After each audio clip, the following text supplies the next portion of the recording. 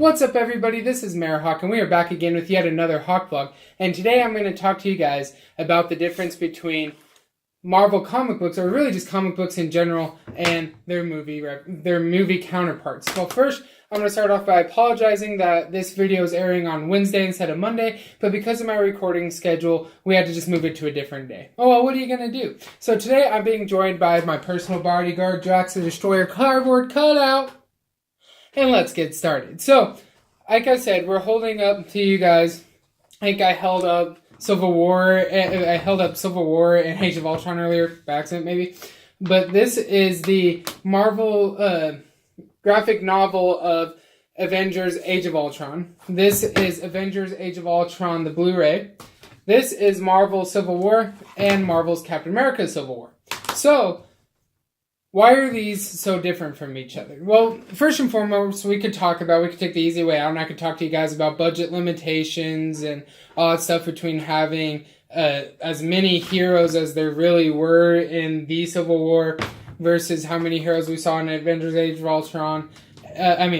In Marvel Civil War. Wow. Saying the wrong stuff. But I think that would be the cop-out. So we're gonna list that one. There's budget reasons, and then we're just gonna move on.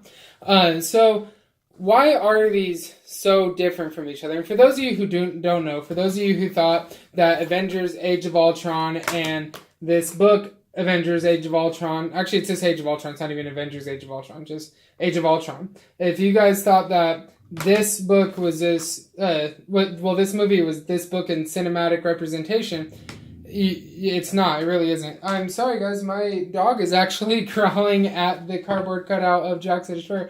It's okay. She really doesn't like it. I'm going to have to put it away after this. She is not a fan. Drax is just too scary.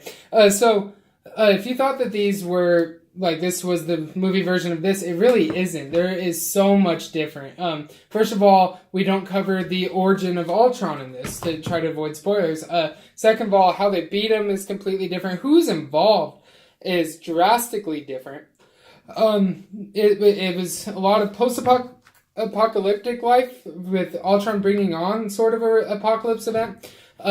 And really having an Age of Ultron, he ruled for a little bit. It was really cool. Time travel was involved. Wolverine was a very important character. So was She-Hulk was in it.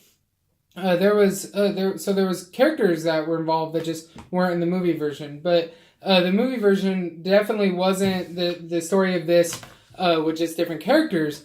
And I think that was a very good thing. And so why is there that difference? Well, I think one reason has got to be that Marvel doesn't have the right tallest characters in the cinematic universe. So, like I said, Wolverine was involved in this heavily. They didn't have rights to him. Spider-Man, Peter Parker was involved. Obviously, they didn't have the deal with Marvel yet. So you don't have the right characters. So that's instantly going to change the story, because what works for a story that has She-Hulk, you got to change some stuff just to count. I'm sorry, puppy. I'm gonna put Drax away. I promise. Also, in addition to that, though, I think what works in comics and what works in cinema are still different. Yes, we are seeing Marvel get really bold with what they're gonna put in their theatric versions with Guardians of the Galaxy and Doctor Strange. And really, you got to find yourself saying after a certain point, really, is there anything that you really can't show? I mean, we already saw Doctor Strange use time travel to win in his. He didn't win with physical strength. He won by outsmarting Dormammu, and he came to bargain. But that hadn't happened yet in this point in time in the story. And I think that a standalone movie, it wasn't a standalone, it took place in the universe, but a movie like Doctor Strange that first introduced a hero, you can be bold with those. You can take chances. And if it doesn't fly with fans, the fans are, we hated the time travel, it was a cop-out ending, then you can retcon that. You can, or you could just never mention again. A lot of stuff out of the Incredible Hulk movie, just never mentioned again.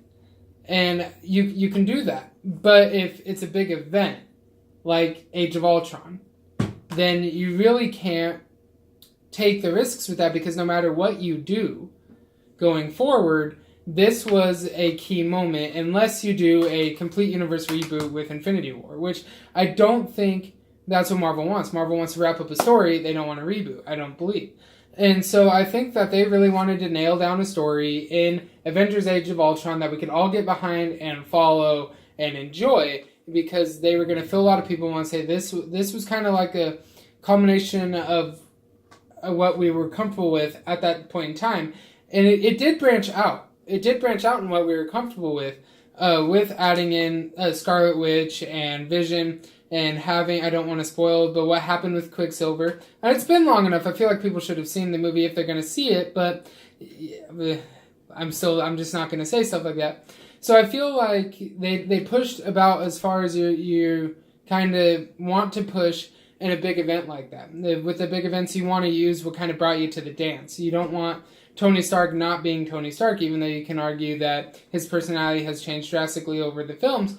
But that's called character development. So natural character development is okay to keep in these, but giant changes. So like the sudden introduction to time travel without a character that could have brought that to them, like Doctor Strange, then that would have been weird.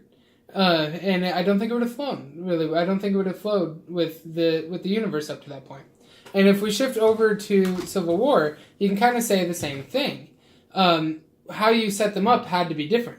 Because with the Civil War, and for my next point of why they're different, you had years upon years of history to draw upon for the comic book version of Marvel Civil War. And when I say years upon years, I mean you could pull anything out of their history at this point and used it or referenced it in this book, and the fans were going to go with it because they knew that was Marvel's history. Marvel has all their history. With Civil War, the movie, they had until back to Iron Man. So you only had the heroes from Iron Man on. And so what set up the Civil War in this one, spoilers for those who haven't read it, it was another team, not the Avengers, that actually caused the disaster that started the Registration Act in Civil War. It was a Registration Act, not the Sokovia Accord. So there's similarities. Sokovia Accords were to control the Avengers, Registration Act to control all heroes.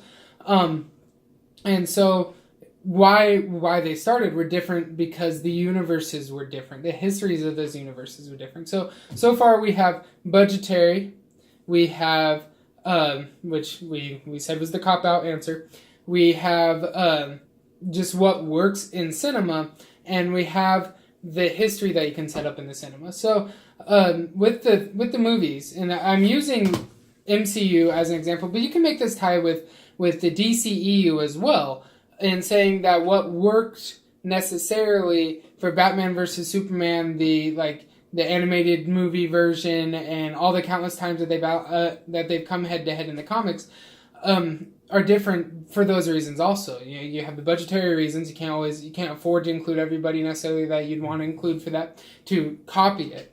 Now, with a animated movie or with the comic books, you kind of go in saying that whoever's going to see these movies has an understanding.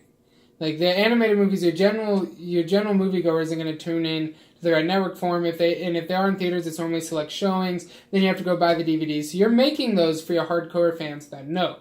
So you can do that more bold stuff. With these movies, though, the hardcore fans are going to see them. Let's just admit that. The hardcore Marvel fans are going to go to the Marvel movies. The hardcore DC fans are going to go see the DC movies. Who you need to get to be successful is your general moviegoer. And so you have to create something that the general moviegoer is going to want to see and will understand. And so then they will buy the DVD when it comes out, and they'll buy the merchandise, and they'll make money.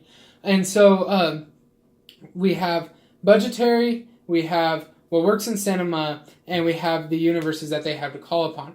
But I think even more so, that my last reason, and the reason I hope is the most, I really want this to be the biggest reason, and that is creativity for the director and producer and writers. So if we were to just say the MCU should just directly copy the comic books, I think this would ultimately end up being bad. Yes, pay homage to the comic books, make references, don't deviate the characters too much, because then they really literally only have the names in common. But don't hamstring the creative genius that you want to set up in your directors and producers and who you have by saying, no, this is your script. I want frame for frame this. This was an amazing book. It was good. You can have your feelings about Civil War. The event itself was good. The ending happened really fast. Fallout of it, a lot of stuff getting undone. Age of Ultron itself, the ending also felt like it wrapped up really quickly. Marvel kind of felt like Marvel wrote themselves to a corner. Maybe that's just me. But still, I loved this story. And there's a reason why I own it. Because I loved it.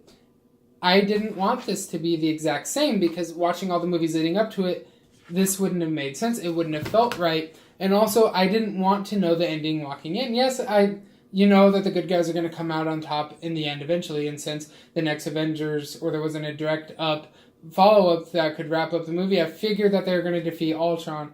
Spoilers. But I figured they were going to defeat Ultron, but I didn't want it to be the same way. I didn't want it to be the same story. I wanted it to be a story that I hadn't seen yet. I wanted it to pay homage to the stories that I had read, and to be characters close enough. I want to see my childhood heroes on the screen, but I want to see them in stories that are unique to the screen, or at least have a difference to them, because if they are the exact same, and I can quote them, then there's no reason to not miss the next movie. And so I hope that is the biggest reason. That's what I want to be the biggest reason. Now, I'm going to end this video by saying once again, I do not have any connection whatsoever to the MCU or the DCEU or the Marvel comic books or DC comic books, other than that I'm a fan of them, so you're just getting my thoughts. So, I hope you guys enjoyed. If you did, please drop a like and subscribe. You can follow us on Twitter at HawkVille1. This was MayorHawk. I love you guys. And next week we are doing a what to expect from Thor Ragnarok. Hope to see you guys then. Peace. Bye, guys. As long as I can find the stop button. Awkward long pauses. All right, bye, guys.